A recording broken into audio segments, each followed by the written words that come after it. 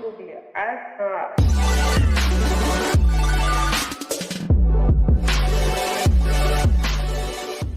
Hey, what is going on, guys? It is the SMT. Thanks for tuning in to watch this edition of the SMT YouTube channel.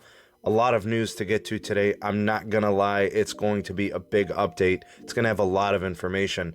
It really is market-wide, but it's gonna be focusing primarily upon Verizon, but I will touch upon other carriers to kind of compare to see what they are doing in similar facets and parts of their network and build-outs and business operations. So hang tight. We'll get through everything. Let's go ahead and get into it. But first, let's talk about what we have in the description box. We have different links like the SMT Patreon page link, the second channel, Steam Mobile Tech, live streams, and then we also have the Twitter handle at SneedTech and the Megadon.net invite code, the social media platform of the future. Never need another social media platform ever again. No algorithms, no ads, no tracking, Megadon.net. So here's what I got for you guys.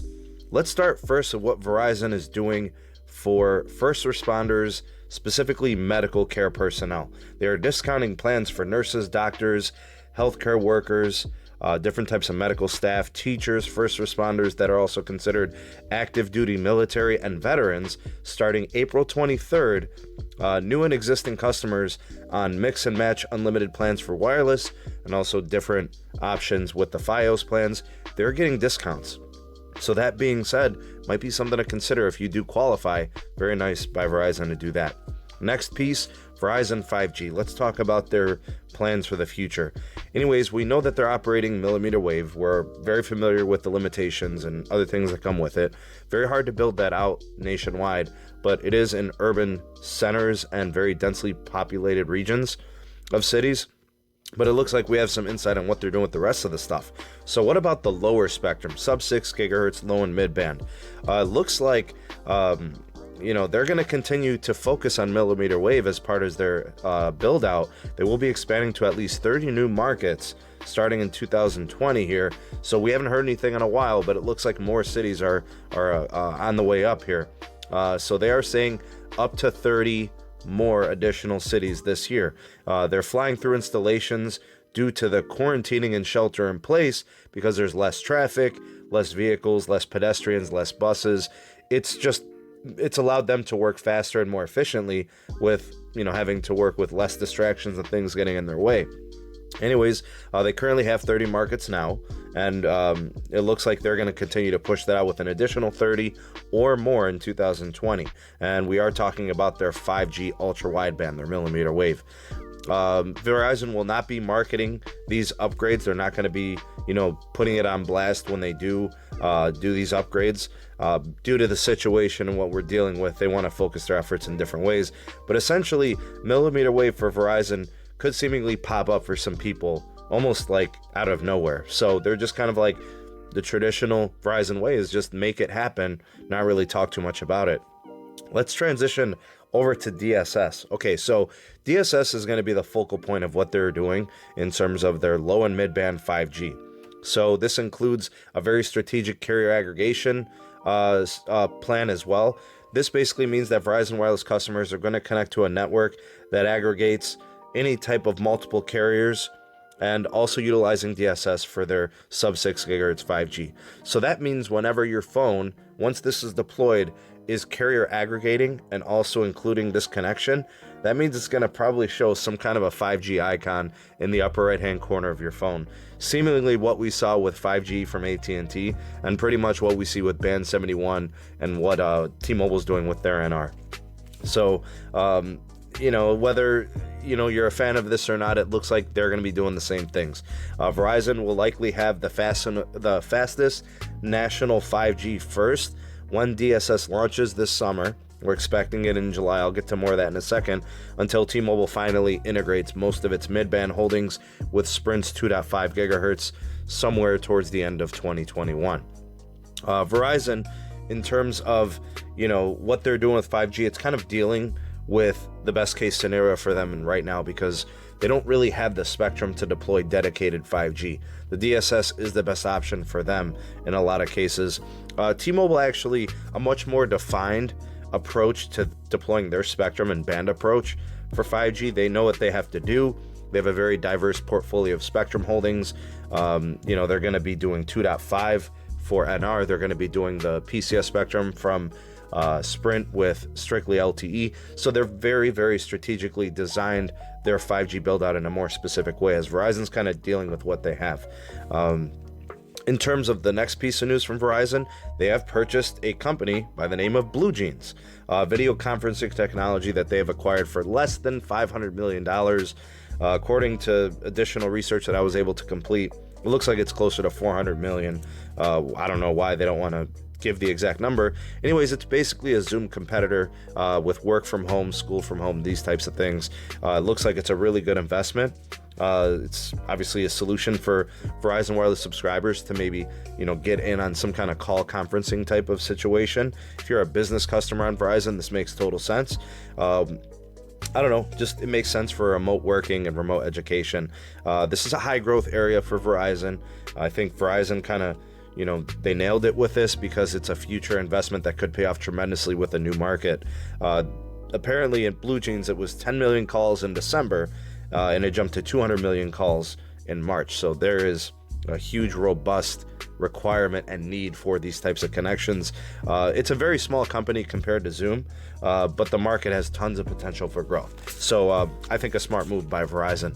All right, let's transition over a little bit to prepaid and MVNO. So US Mobile is a company, a prepaid carrier, MVNO, that resells service from both Verizon and T-Mobile. I don't know if they deal with any other carrier. I don't know if they deal with Sprint or AT&T. But they just publicly informed their customers that they will offer Verizon Wireless 5G included in their access plans. This is pretty cool. It includes all Verizon connections. That would mean access to mmWave and then low and mid-band spectrum with DSS once it becomes available. In terms of the cost of the plans from US Mobile, they have a $65 all-inclusive plan. That's $15 cheaper than a single line with Verizon. So it's actually a nice way to get Verizon connection. They are going to be running a promo for this service in which you buy 3 months ahead of time, and it gives you access to 3 months of service for $100. They're calling it early access. So they're basically saying secure your place to get access to these connections and get a good deal. So not bad. 3 months for $100. You're coming in at just over $33 a month. So pretty nice. 5G accessibility, we're looking at a July timeframe. In terms of the details of access to 5G networks, there is going to be no DPRIO when connected to 5G. It will be on the highest network priority according to their CEO at US Mobile. It includes 15 gigs of international data. Pricing wise, one line $65, 2 lines $110. To me, those are pretty nice prices. When it gets up to the third and the fourth line, it gets kind of pricey. So 3 lines $160, and then 4 lines is $210, which is actually more than what Verizon is charging. Interesting model there. In terms of Charter, who's also going to be offering these same Verizon connections with 5G access, they're going to be selling it at $45 per month per line. So the one restriction there is you must be a Charter or Spectrum Mobile customer to get access to that Verizon MVNO deal. So in terms of the issue with this whole thing that I've kind of highlighted is the phone situation. What phones are going to use? It requires a compatible device, and you can't actually use Verizon branded devices. So pretty much the only unlocked device that you would be able to use with this plan is going to be probably the S20 Plus and the S20 Ultra if you buy it unlocked from Samsung. That's really the only option, because as of right now, you do have access to sub 6 gigahertz connections with all these other phones, like the S10 Plus, right? They've got a carrier model that's Verizon locked, like the V50, very specific to certain carriers. Same thing with the Note 10 Plus, same thing with the OnePlus 8, and they're all either Verizon exclusives or exclusive to other carriers. So AT&T Mobile also have their own versions of the S10 Plus and their own versions of the Note 5, and all this other, or the Note 10 Plus 5G. All these restrictions are really a pain. So as of right now, that's a huge, huge restriction. Anyways, my takeaway from this last piece that I just covered in terms of the US Mobile piece and the 5G, Verizon Wireless, this is interesting. So they are going to be giving and this is confirmed from the announcement, they're going to be giving MVNOs options to have access to their 5G network, which is great. The one thing I will say, and it's nice that they're doing no deprio, and we know about that about their 5G. They've indicated that on their website. I think it's nice that this also includes the mmWave piece and also includes sub 6 gigahertz, so it future-proofs you and gives you multi-band access. I think what's also interesting to know, and this may be just as important, is Verizon will be turning on sub 6 gigahertz 5G in 2020 very soon, as early as July. The other piece here is DSS. It's going to be live. That's the only way they can do this. Large scale, July confirmation. It might actually be on earlier for Verizon in terms of their postpaid accounts, probably in June. We'll have to watch that carefully. And I think the last thing to mention here is standalone services from 5G in terms of Verizon Wireless. We're not far away. We're probably very, very close to that. Another evolutionary step in wireless network technologies. Anyways, Verizon is really, really cooking right now. I think cable, media, 5G, network exclusives, the 5G industry contracts that they have with healthcare, with Walmart, all these things are huge in terms of potential future revenue streams. The CEO is named to the U.S. Economic Revival Groups, along with T-Mobile's CEO Mike Sievert and the CEO of Google. So Hans Vestberg also getting in on that. I think in the pipeline, we've got an earnings report coming from Verizon this week, and I would expect good things from Verizon. We're also going to be hearing from AT&T this week. Verizon should be fine. I think they're going to do fine in wireless. I think the wireline will be okay. It'll probably be mixed with TV services and home internet. The 5G, obviously, huge growth potential. If anybody's investing in Verizon, that's probably why. AT&T, in my opinion, not going to be a good week for them. Internally, management, executive issues. There's a lot of stuff going on there. They're cash strapped. They have tons of debt. Wireless is probably down, and I think definitely their media is going to be down. Anyways, long video, lots of stuff to get to, but there's so much to talk about, and I'd love to hear what you guys have to say. So let me know what you guys think of any of the items I covered in this video. Again, it's not just a Verizon video. This lets you know about the tone and the developments going on in the marketplace. So you think about what T-Mobile's doing, you think about what AT&T is doing, and here's what Verizon is doing. And it always kind of seems like it's follow the leader in wireless, and Verizon seems to be setting the trend. You guys go ahead and drop me a line or two or three in the comment section below. The pulse of the people, the SMT Nation. Let me know what you guys have to say on these topics. I do want to thank you for watching this longer video. There was a ton to get to. If you appreciated it, found it informative, please do like this video and share it to your favorite social media platforms. That helps the channel out tremendously.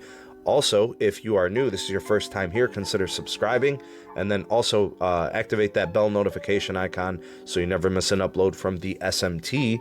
And if you want to hang around and watch some other stuff, we've got some videos here. I hand selected them for you. You guys could check those out. That would be greatly appreciated. Thank you so much for that. Anyways, I hope you guys have a great rest of the day.